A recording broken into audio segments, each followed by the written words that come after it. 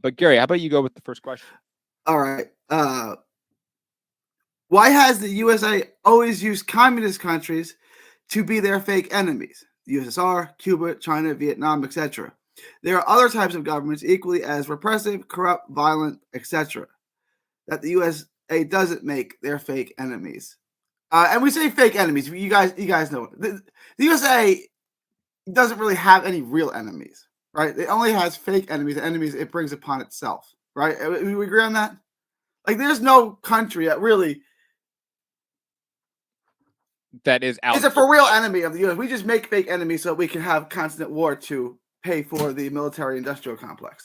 I mean, we can probably get into it in a second, but like the idea of the economic threat to U.S. hegemony is absolutely real. I think in our lifetime, with what China's doing with BRICS, the Belt and Road Initiative, OPEC Plus, these are all massive steps away from U.S. economic hegemony.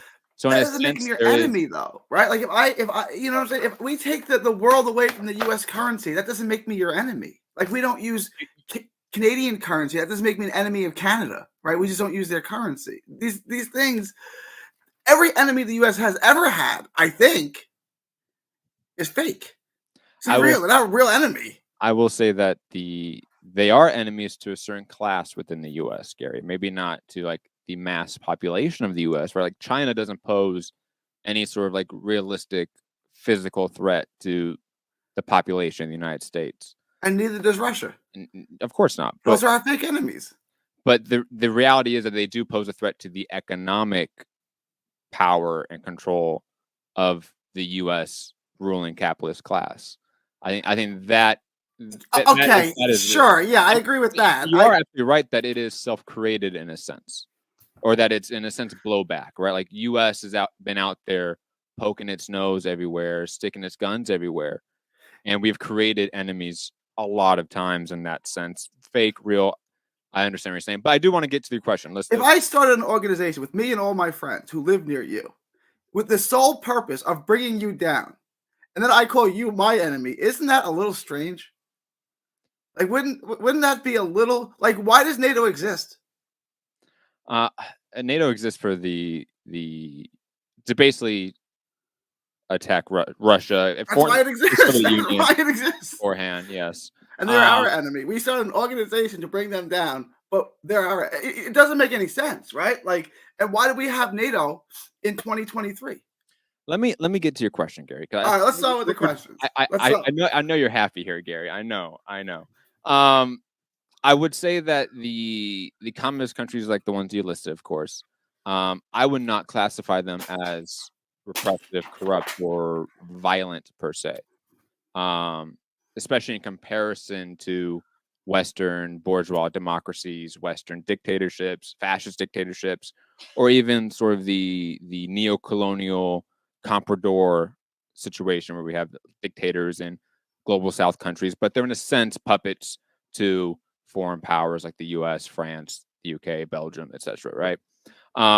So I would that's why I sort of dismiss the question in a sense, because the framing of it automatically precludes that communist countries are repressive, corrupt, and violent.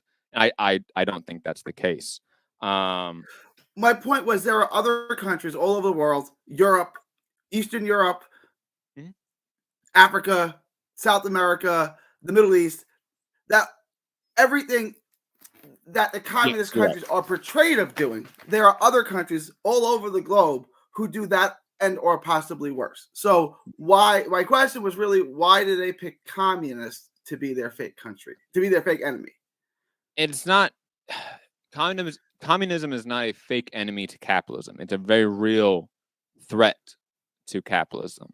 For example, right, in pre-Russian Revolution, 1916, 1917, right, the Russo-Asiatic Steel Corporation was largely owned by a one J. Edgar Hoover, actually. This was interesting. I'm going to let you go. And if the Russian Revolution didn't happen, he actually would have been one of the richest men in the world. And obviously he went on after that, after the Russian Revolution, and after he lost his ownership to that corporation, due to the revolution, of course, that he became president and then I think the first director of the FBI specifically. And he is quoted with saying, I might misquote it here. I don't have the actual quote in front of me, unfortunately. But Michael Prenti quotes this from his book, Black Shirts and Reds, and also his lecture that's called The Yellow Tape. That's how you can find it on YouTube. But digressing, that his goal in life was to strangle Bolshevism, communism, in its cradle. And obviously, he spent a large part of his life going after communists. Now, obviously, that's a very specific individual anecdote for why that one capitalist ruling class individual would hate communism, but it's reflective of the entire capitalist ruling class in the West. They had massive holdings in these countries, whether it be Tsarist Russia, semi-feudal China, Vietnam. These countries were largely owned by foreign capitalists. I forget the exact numbers. I'm sorry I don't have it up right now. But the industries of Tsarist Russia, it's somewhere between 50 to 80% were actually owned by foreign investors, foreign capitalists. So these countries were heavily colonized in that sense. So when they are launching revolutions and gaining sovereignty and self-determination, determining their own economic path, their own political path, and that is separate from Western capital control, that is a direct threat to their hegemony, their profit margins, their control over the world economy. So that's why we've seen the U.S., especially, obviously post-World War II especially, do this, because the U.S. is now the hegemonic imperialist capitalist power in the world. It's very clear that countries like the UK, France, and other ones, which used to be the more powerful capitalist countries than the U.S., they clearly are taking orders from the U.S. in large part in foreign policy determinations and in economic determinations. So that's why we see the U.S. constantly looking for this, to be quite honest.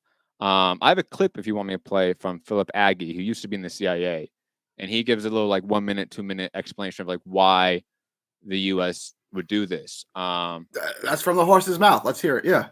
Are successful in their example of being able to provide, as a poor country, the best medical care in the third world to the whole population, because it's an inclusionary system. It's not like we have here, where you have this huge bulk of the population, marginalized. But there, if everybody can have adequate medical care, if the schooling is adequate for all, and remember, Cuba has more doctors and more teachers per capita than any country in the world, and they have succeeded in these areas, and it's all state supported, which means people don't have to put money out for the medical care or for they of course pay the cost indirectly as a whole society, but they don't have to pay the bill in the hospital and so forth.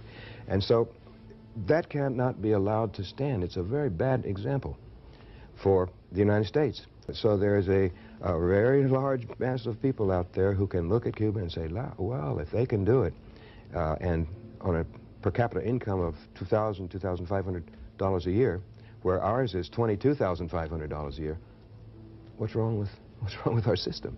I mean, maybe we ought to consider an alternative. That's why Nicaragua, Sandinista Nicaragua, had to be destroyed. Exactly. They were a bad example, and that's why Grenada had to be destroyed, because any movement that comes to power with the idea of providing for all the people and of escaping the control of the United States and its economy, let's say the corporations and so forth, then that is bad news here in the United States in the upper circles of power. Like you said, Gary, they're fake enemies in the sense that the U.S. population isn't under threat from these countries and communism in a sense, but the ruling class of this country absolutely is under threat of it.